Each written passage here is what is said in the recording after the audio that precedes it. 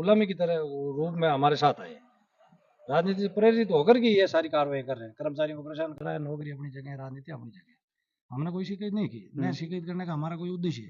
तो सरकारी पहुंचे हैं डिंगसरा ग्राम पंचायत में, और यहाँ पे हम नंदवानी गांव में हैं, जहाँ पे हमारे साथ यहाँ के जो सरपंच है दुर्गा राम जी सारण, उनके पुत्र है जो उनका पूरा कामकाज देखते हैं। उनसे हम बात करेंगे कि आखिर निलंबित करने का क्या कारण रहा, कुछ ऐसी क्या कमियां थी, या फिर आपसी वैमन से या उपचुनावों के चलते जो पर्सनली टारगेट किया जा रहा है, कि क्या पूरा मामला है, उसको लेकर के हम बात कर रहे हैं। जो नंदवानी से हमारे साथ में यहाँ पे दुर्गा राम जी सारण के पुत्र है, उनसे बात करते हैं कि आखिर क्या हुआ कि उनको क्यों निलंबित किया जा रहा है। साथ में दुर्गा राम जी सारण के पुत्र है। सर, आपका क्या नाम है? पद्माराम सारण, सरपंच प्रतिनिधि ढींगसरा। अच्छा, पद्माराम जी, कुछ दिन पहले खुंडाला के सरपंच है उनको निलंबित किया गया था, और कल ये जो खबर आई है कि ढींगसरा से जो सरपंच है उनको भी निलंबित किया गया है। आप उनके पुत्र है, क्या पूरा प्रकरण हुआ, क्यों निलंबित किया गया, क्या है कारण था?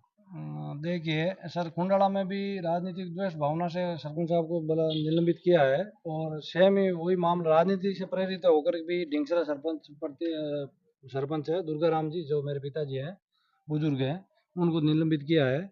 शुरुआती मामला था, एक टांके को राज की जमीन पे स्वीकृत किया था, और विवाद की वजह से वहाँ निर्माण कार्य नहीं हो सका। अच्छा, टांके की वजह से? हाँ, तो उस शिकायतकर्ता ने शिकायत की थी, बीडी साहब ने जांच भी करवाई थी, जांच द्वारा कमेटियों से जांच करवाई थी, उसमें एकदम बिल्कुल पारदर्शी तरीके से जांच हुई, जिसमें किसी प्रकार का सरपंच व पंचायत को दोषी नहीं माना गया था। इसके बावजूद राजनीति से प्रेरित होकर के उसी सेम ही जांच को अधिकारियों को राजनीतिक प्रेशर में दबा करके लिखवाया गया कि आप इस जांच में यह लिखो कि सरपंच दोषी है। ऐसा लिखा के राजनीतिक दबाव से सरपंच साहब को निलंबित किया है। ये जो टांके के निर्माण का मामला था, ये मामला कितना पुराना है? अभी का है, महीने भर का है, या साल भर का है, 5-6 ये महीने? करीब साल भर पहले का है। 1 साल पहले? 1 साल पहले तो का। ये टांके का निर्माण ढींगसरा में हो रहा था या नंदवानी में हो नहीं, रहा ढींगसरा में। था? ढींगसरा में। ढींगसरा में। किनके करवा रहे थे वहाँ पे? वो विष्णु की डाइनियों के बीच में राज हक में जमीन सरेंडर की हुई है, सार्वजनिक जमीन थी।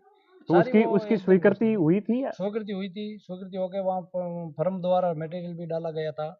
अच्छा, आपने टेंडर भी दिया? टेंडर भी दिया, जैसे पंचायत में काम फर्म करती है, उसने फर्म ने मटेरियल डाला तो पंचायत ने उनको भुगतान कर दिया, फिर विवाद की वजह से टांका निर्माण नहीं हो सका। अच्छा, आपसी वहाँ जो रहने वाले हैं उनके इष्टे की वजह से डाणियों वालों में आपस में वो किंतु परंतु राजनीतिक भावना से उन्होंने निर्माण करने नहीं दिया। नहीं करने दिया तो हमने पंचायत ने ठेकेदार को बोल दिया कि भाई आप अपना मटेरियल वापस उठा लो। तो फर्म ने अपना सामान वापस उठा लिया और पंचायत को वापस भुगतान कर दिया। उसके बाद में उन्होंने शिकायत की तो जांच हो गई, जांच में किसी प्रकार का कोई दोष नहीं पाया। मतलब आप ये कह रहे हैं कि टेंडर भी हुआ, फर्म स्वीकृति भी मिली, फर्म को पैसे भी मिले, और उसके बाद में जो वहाँ पे इष्टे आया तो फर्म ने जो पैसे भी वापस कर दिए। हाँ, फिर उसकी जांच मटेरियल उठवा लिया और पंचायत को भुगतान वापस कर दिया। उसकी जांच हो गई, जांच में किसी प्रकार का कोई दोषी नहीं पाया गया। पहले जांच किसने करी थी? पहले जांच यहाँ बीडी साहब ने करवाई थी कमेटी से। उसमें किसी प्रकार का कोई मतलब द्वेष या न्यायोचित कार्य नहीं पाया गया। अच्छा, पहले वीडियो के द्वारा जो जांच हुई थी उसमें बिल्कुल ये बताया गया कि जो हुआ है उसमें निर्दोष है। हाँ, बिल्कुल। ये वापस जांच कब हुई थी? ये जांच अभी 2-3 बार करवा ली, सेम ही शिकायत करता है, उसी पेपर पे शिकायत करता ने शायद कौन बार शिकायत नहीं की, यही ढींगसरा के थे। लेकिन वो फिर राजनीति से प्रेरित होने की वजह से बार शिव साहब द्वारा 2-3 बार एक काम की जांच करवाई, और जांच कमेटी को प्रेस राजनीतिक दबाव में डाल करके वो लिखवाया गया कि आप लिखो इसमें सरपंच की अनियमितता है। तो ये काम पहले नहीं हुआ, अभी जैसे चुनाव है, अभी वोटिंग का दौर है, 2-3 दिन बाद में वोटिंग होगी। इधर उधर से बीजेपी वालों ने हमें समाचार भी करवाया कि आप हमारे साथ आ जाओ, तो ताकि कार्रवाई नहीं करेंगे, नहीं तो आपको अलग से भुगतना पड़ेगा, परेशान करेंगे, ये वो सारी चीजें हुई है। तो हमने उनकी वो स्वीकार नहीं किया कि हम बीजेपी ज्वाइन नहीं करेंगे। आपके ऊपर ये दबाव कि आप भारतीय जनता पार्टी में शामिल हो जाओ, शामिल हो जाओगे तो जांच नहीं होगी, अन्यथा आपको परेशान किया जाएगा। और करते हैं, आप देख लो, आप क्यों सर, मैं पिछले दिनों में जैसे भेड़ बंटवारी हमारे यहाँ बहुत सीधा साधा, कोई गांव में कोई किसी को सारे ग्रामीण संतुष्ट है, इसके बावजूद 2-3 वालों ग्रामीणों को बोल कर शिकायत चला के करवा के और उनको भी परेशान किया है।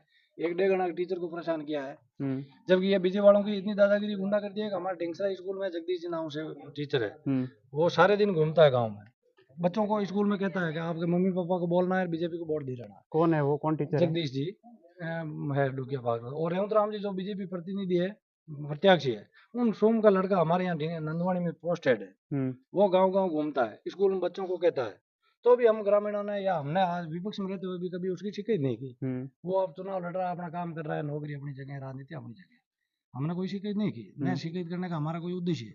तो लेकिन ये बीजेपी वाले सरकारी बहुत अच्छी अध्यापक हरकत ऐसे कैसे कर सकते हैं गांव में घूम करके हाँ, वोट? वो जांच करवाए, ये अभी प्रतिशोध की भावना से हमें परेशान कर रहे हैं, तो हम भी कुछ लिख के देंगे।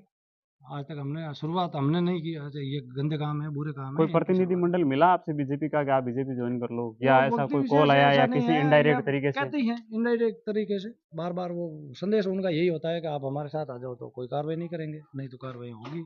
हमने स्वीकार कर लिया कि चलो आप अपनी कार्रवाई करो।